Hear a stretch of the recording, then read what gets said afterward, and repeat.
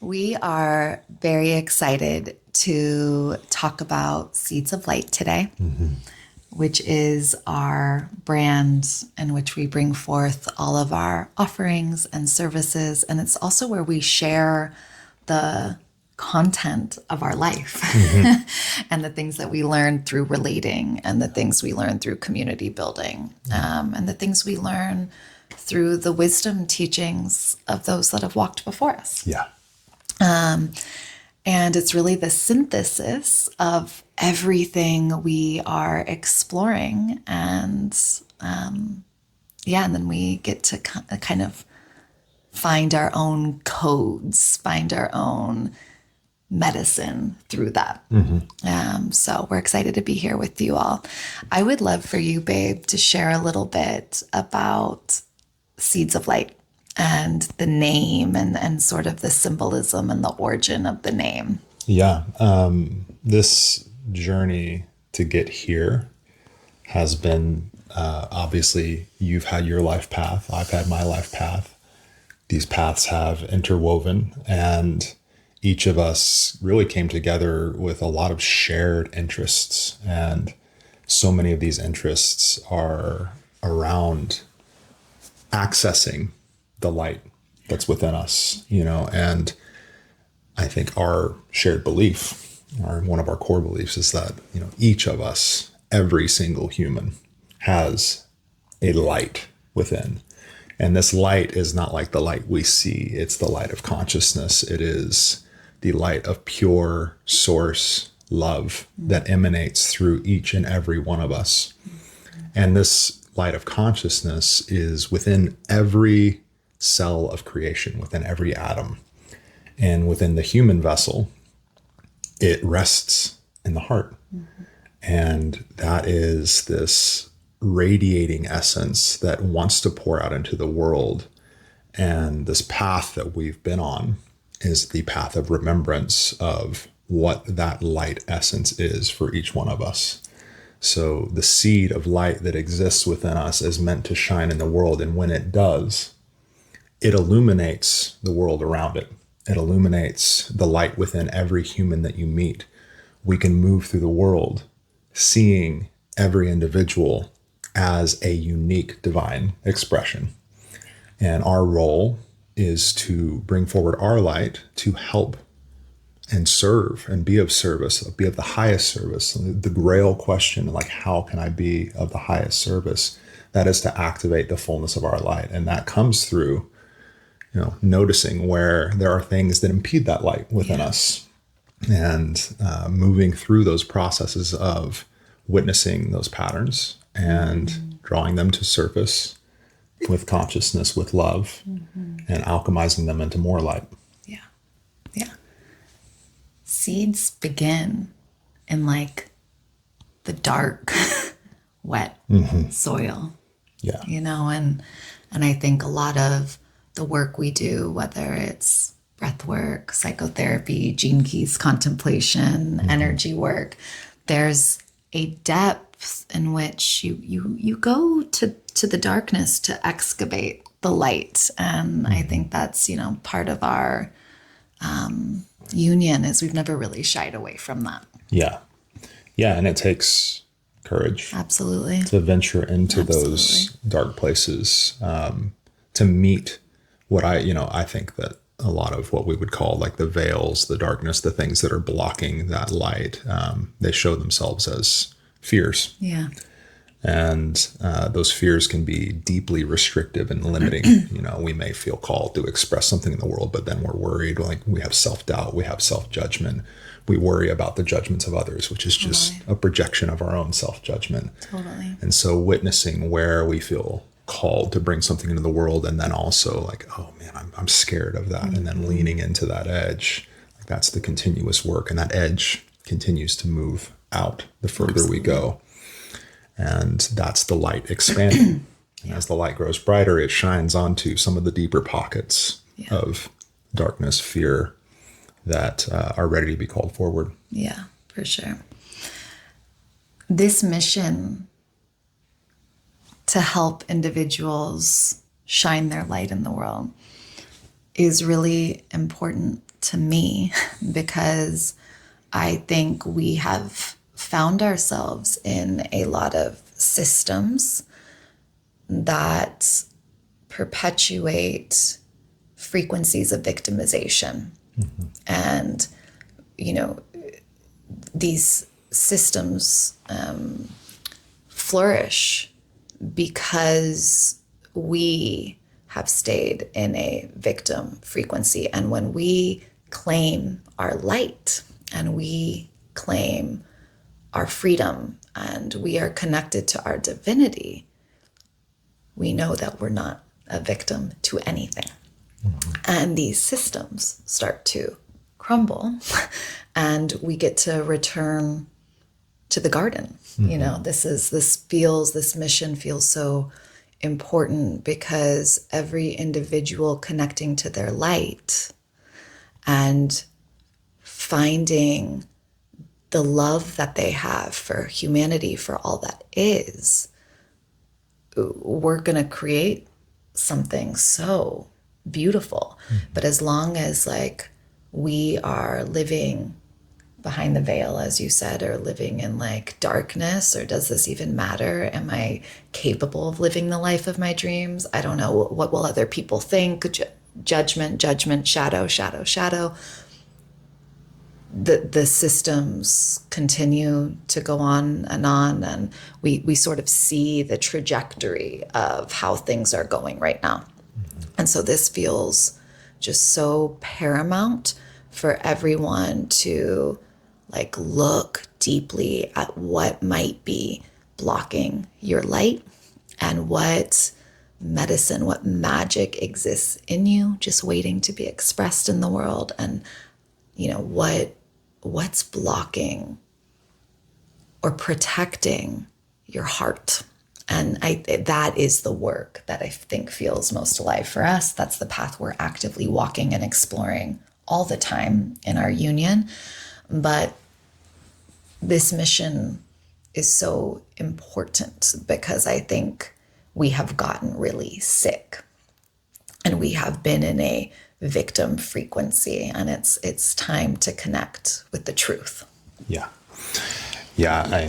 I think there's a lot there, and obviously there's a lot that's going to come through as we continue on this journey, bringing these forward. But it feels like when we look out at the world right now, and there's so much that we are able to look at now because of the access we have, it can seem that things are very dark. I think even if you're not consciously engaging with like bringing your light into the world, it's easy to see that we're going through some big changes, and I think the overall thread of how the media shares in this world is, it's one of fear. It's like, oh, things are going wrong, things are spiraling downward, and we see so much more than we used to be able to. And so it makes it louder. And the challenge of that is that, it can cloud our vision of what's true. The beauty of it is that what's happening is, and this is what I deeply feel to be unfolding, is that there's more light coming into the world and it is illuminating the darkness. And it's only when the darkness is illuminated that it can become light. The darkness, the way it works when the sun comes out, like it must recede. The sun is this philanthropic, ever-giving, unconditional love force that gives life, and it rises every morning. And it's always there to remind us of our light. And when that light comes in, the night recedes. The night doesn't overpower the dark. The darkness does not overpower the light. The light has to recede in order for that to happen, for the night to come in. So what we're seeing unfolding right now is a lot of things being exposed that were previously hidden. And it's good because that must come to surface in order to be purified, to be purged out. And the role that we have to play in this is that we are called to access, like, how does love want to express through us in this world? Because if this world is full of people who are searching for their essence of light, that are looking to bring forward their greatest service and love into the world, this world transforms so quickly. Love is a very, very powerful force. It is the most powerful force. And I don't really differentiate between capital L love and capital L light. They're one and the same. Yeah. And so our mission is to play our role in that. And we have various ways that we do that. And there's so many other ways that I have no doubt that it's just going to continue to evolve. But one of the ways that we're doing it is just bringing this forward, bringing our voices forward. Absolutely. I think us coming together has felt really important on the mission. And I think I maybe historically didn't have the eyes to see that. I think I can be so mission driven that I'm kind of missing the point a little bit with how important it is to come together in community, and I know prior to building the Golden Womb, I was working with people one-on-one, and I really saw the limitations of that. Because just as you were just talking about how beautiful the world would be if everyone was seeking for their own light to bring something into the world, I think what I was seeing was people are just trying to get by. They're seeking how to make money to pay their bills that are stressing them out. They're seeking how to feel better so they can go to the job that they hate. They're looking for ways to survive this systemic game. And where it felt like people weren't resourced. And so building community became very important to me, because I'm we need to come together and realize we have everything we need. We're so much stronger in that way. And so that started to click at some point. And I think, prior to us coming together in our union, I hadn't really felt or known, and how could I, how impactful, this is what we're doing, and how this is so connected to the mission, because I am accessing parts of myself that I could not have possibly accessed without the lens of your love.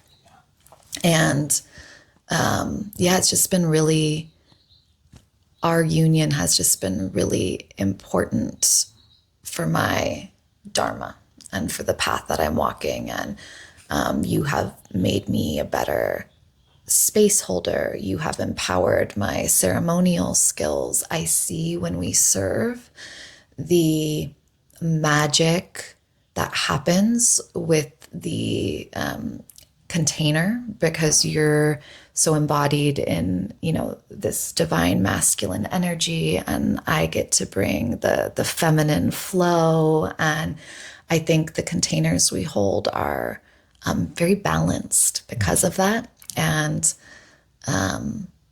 it's just been really magical to see how the union has just, it's not separate from the mission in any way. And I'm really excited about these conversations that we'll be putting out, because it is coming straight from the well of our union, and the things that we're looking at, and the things we're thinking about, and the things that are coming up, the crunchy, edgy, messy curriculum that comes through the type of relating that we're doing. Yeah.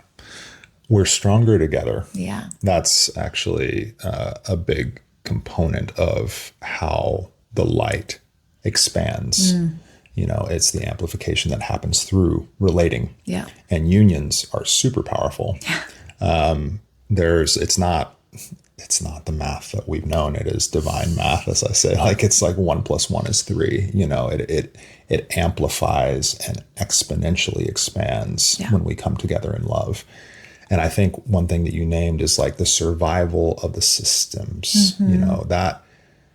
That mechanism, survival is part of the system, right? And when we isolate and we think that we have to do this all alone, which is kind of how the systems have been showing us, like, this is the way, like your family is kind of just going to their little pockets. You have your home family that is just a very tight knit thing. It's like survive, like provide for yourself, isolate in your homes with your fences and your neighborhoods. And I think the way forward is for us to come together and remember that when we all have these essences of divine light that come through us, and they fit together like a puzzle. And when we come together with the intention of bringing our light forward and amplifying love in this world, these gifts start to come online. Yeah. And things that we struggle with, we don't have to do it all ourselves. Yeah. And like, you are the ceremonialist. I'm not a great ceremony creator. I can hold space in ceremony, but like, you have these visions and these ways and these arcs that you build, and it just comes through you so naturally. And I think for so long I was trying to figure out, how do I do something like that? How do I create these containers? And now, being in union with you, it's like, oh, I actually don't have to take on that role. Yeah. I can feed in my ideas. Yeah. But now I get to be more anchored as like the mountain, Yes. and hold this like heart energy that comes very naturally for me. Yeah. And we're both strengthened through each other's gifts. Absolutely. Yeah. I want to talk a little bit about sacred union, which I believe what makes anything sacred is our love and our intention. And, I think in spiritual communities, that term gets thrown out a lot, and I think people might be like, what does that even mean? And I want to share a little bit about what it means for me, and then maybe you can do the same. I think for me, maybe this is my version of divine math. It's like, it kind of feels like these 4 elements kind of become one. What creates for me, or the way I conceptualize sacred union, is there is a person, an individual, who is having a deeply connected and devoted relationship to spirit and to God. And life becomes sacred because you are seeing the love source that's in all things. And in that romance, you start to realize that you are an extension of that. That if you can see God in all that is, then like, you must be, God must be in you as well. And you're that expression. And then when you start to really feel the God in you and your expression of that, a mission is born. Like, you have found your light. You're like, I'm good at this. My genius is this. My art is this. I can create this. And you are bringing forward your creativity, your light in everything you're doing. I think once you have that deep love of self, it's really hard to work for a cause you don't believe in. And it's really hard to kind of go through the motions when you have the eyes to see the magic of this existence. And so you are now in alignment with your sacred mission. And I believe when you are walking that path in alignment with your sacred mission, you find your sacred counterpart. And you find your partner in service and your partner in co-creation, because how could you not? Like, how could you not? It is a literal, you are at that frequency where you are going to attract the person that is meant to walk the mission with you, walk the path alongside you. And so these 4 elements of God and self and mission and partner actually aren't separate. It's all the same, and that, I think, is sort of what I believe sacred union is. It's when these four elements are woven into one, and you know that there's no difference. If I'm not connecting with God, it's really hard to connect with you. I'm disconnected from myself. And like, how could I even step into the mission or have the courage to do that if I'm disconnected from God? If I'm praying every day and feeling connected to God, but I'm not taking care of my vessel, and I'm struggling with self-judgment or whatever, like, again, like, how could I connect with the mission? How can I connect with you if I don't feel good about myself? Or how can I love you when I don't feel good? When you and I aren't taking actions towards the mission, we're not serving in the way we do. We see how that impacts our union, and we see how that like impacts everything. These things are not separate. And that for me is like kind of how I conceptualize sacred union. And yeah. I think what you tapped on there at the end, like just that these things aren't separate. I think that theme to me speaks to sacred union. It's just like there is no separation. And, on the human level, we see separation, we see other, we see black and white, we see up and down, we see all the polarities. And that's a beautiful dance of life. But to me, this is about taking that, not denying that aspect of our humanity, but sublimating it up into a higher realm. And sacred union, to me, it just starts within. It's the hieros gamos, it's the inner bridal chamber. And that is this journey of remembrance and opening the heart, healing the wounding. That healing is remembrance to me. It's balancing the masculine, feminine within.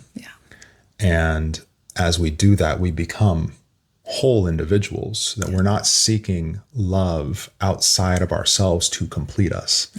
I think about, like, I was a big movie buff growing up, and I loved romance films. I mean, dude, it's kind of wild to look back and see how my soul was just wired for love and for union. Because I remember from a young age, I was just always thinking about like that person who was going to complete me. And I remember watching Jerry Maguire, and they have that line in there. He's like, "You complete me." And I remember that like hitting me so deep at that time, because I was so bought into the story that I needed another person to complete me. Yeah, it felt so romantic. Right. And it's like, oh, it's so beautiful. I can't wait till I find that. And it's like, dude, I played that whole thing out, and you see that, that was just like a scam. Totally. It's just this idea that you're incomplete without another. And it's actually through finding that wholeness within yourself that you attract another person who is whole and is walking this path with you, and there's a higher calling on our hearts than just the love of our union. It's the mission that connects us. It's God that connects us. The mission comes from God. The mission is love.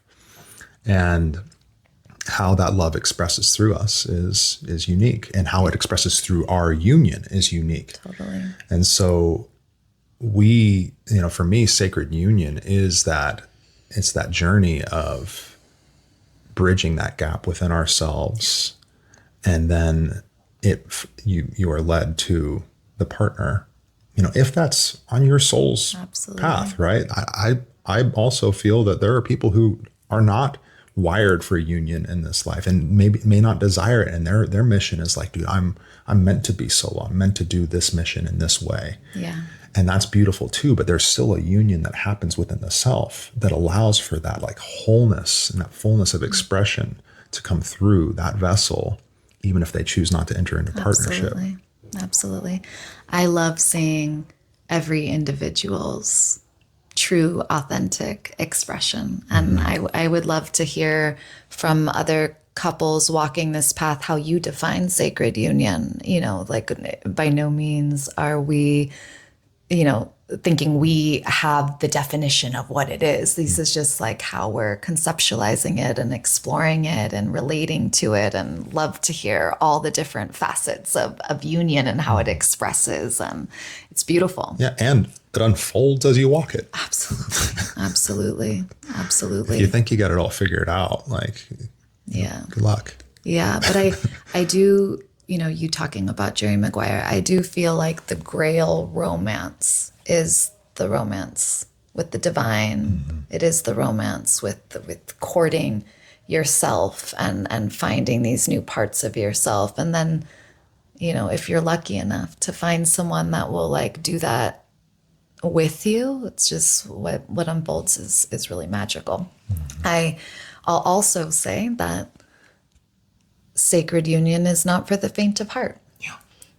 It is, there is I want to say requirement, but I'm not sure that's the word, but there is like, it feels like a requirement. It doesn't feel like a gentle invitation. It feels like it requires your full transparency. It requires any parts of you that are defending, protecting, withholding. It's just like thrown to the fire. And it is like, yeah, it can just feel like there have been parts of me that are like kicking and screaming and like fighting the love, fighting against, like I'm imagining love being this like river. And then there's like parts of me that are like kind of going upstream and being like, we're not going to go that way, And I didn't know that was there until you and I get into certain conversations or we're having certain experiences. And then you meet these parts. And I think the depth in which we go, the transparency in which we are actively working to embody, the level of devotion that it requires to meet these parts. It's not for the faint of heart. No, I think it may be one of the deepest initiatory processes that you can experience. Yeah. Is to consciously enter into a union that it says like, I'm not going anywhere. You're not going anywhere. We're going somewhere together and we're staying and relating. Yeah. And when the sticky things come up, like I love the analogy of the river because I envision this river and then there's these boulders that are in the river that the stream is beautiful and flowing laminarly. And then it hits these boulders and there's just turbulence and it has to go around the boulders and it interrupts the flow. Yeah. And this is the process of like, you're helping me see the boulders within myself. I'm helping you see your boulders. And we're not blasting each other because those boulders are there. We're loving each other. And that's how the boulders are removed, is through like the force of the stream and like my stream coming into yours and helping lift the boulder out. And it's just, it's a journey and it's beautiful. And it's challenging in ways that I would have never expected. Yeah. And, that's also the mission. I mean, and you can feel when the love like levels up because we've seen something that we didn't see before. And there's this grief, there's this releasing process. Yeah. And then there's a greater wellspring of love that like emerges up out of that. And it's like, whoa, love just keeps going. There are infinite heights that can be accessed. Absolutely. Yeah. Yeah. I think it's funny that you use the analogy of boulders as like your shadows or blocks. And then my vision is just like this, like kind of like gremlin child energy, like has a life jacket on, but it's just like splashing and like fighting and swimming against current. I like your visual better of just a boulder. Mine's more chaotic. But these parts exist, and through the portal of union, it is like a pressure cooker where you will feel so intensely all that is not love so that it can come to surface. And the irony is it just needs to be loved. When it comes to the surface, it just needs to be loved. And there's always enough love to love those parts. Yeah. As long as you're willing to stay in the relating. Yeah. To stay in the game, stay in the relating. And, you know, as I say that, I think another component of sacred union, or the way that we're exploring sacred union and relating, is I never question your devotion to growing and evolving. There's just like not a world in which I could imagine that you're just like, take it or leave it. I am who I am. Like, you know, and that to me feels like a really important part of the way in which we're relating, is that like we are here to grow. Yeah. We are here to evolve, and it gets to be a lot of fun. It gets to be play. It gets to be a dance. Like, yes, there are times that are very confronting and you're meeting these parts of yourself, but we wouldn't be here if it wasn't fun. But I have such a deep knowing of my own commitment to walk that path and to continue growing. And I know you do as well. And that feels like a prerequisite for this type of union, this type of relating. Yeah. Yeah. I have no doubt about your willingness to stay on the path and to keep growing too. And I think this is part of the programming too, is like that expression, like you can't teach an old dog new tricks. Like we're about to turn 40, and some people would say that like, oh, your brain is like kind of like done developing at a certain age, and you are who you are. You're not going to change. And well, that's a choice. You know, are you going to be a victim of this idea that you can't change? No, like our brains are like plastic, you know, they can change and morph, and our neural pathways that are so deeply ingrained, which is some of what we come up against. These boulders are these deeply worn neural pathways that go down this trail. It's such a familiar trail. It's like a mountain that like everybody's been snowboarding and skiing down this one trail. Yeah. And it like sucks you into it. Like if you start to get off of it, it actually kind of pulls you into the middle. But we get to actually carve new pathways off of that into the fresh powder. And we build these new ways of being through like the rewiring of old programs and systems, and in union, we support each other in doing that. Yeah. And we help each other see like the patterns that emerge. And yeah, it's just a very magical journey. And I truly feel it's infinite. Yeah. Love is infinite. Yeah. Yeah. So we're going to be talking about all the things. We are turning 40, so there's been some life lived. There have been career paths walked before arriving here. There have been failures. There have been wins. There has been divorce. There is children. There is co-parenting. There's just so much in relating. We're going to talk about, you know, jealousy, and we're going to talk about cheating, and we're going to talk about freedom and love and marriage and dating and friendships and community building and sexuality and archetypes and just anything that is emerging through our exploration. It's going to be shared and brought forward as like our union codes. And that's all this is. And I think our intention, I don't want to speak for you, babe, but like, I think our intention is to be very vulnerable, to show up with the highest level of integrity about what we are learning and moving through, so that maybe one person can learn with us, and that there's nothing to hide and nothing to be afraid of, and that we're all in this together, and our story, maybe our story matters. We believe it does, and that's why we're bringing it forth. And it is also our intention to have some really cool conversations with other couples that are walking this path too. And so if you're interested in joining this conversation, we would love to hear from you. And just thank you so much for being here. I have so much gratitude for this coming forward, and a lot of excitement about what we're creating. Mm-hmm.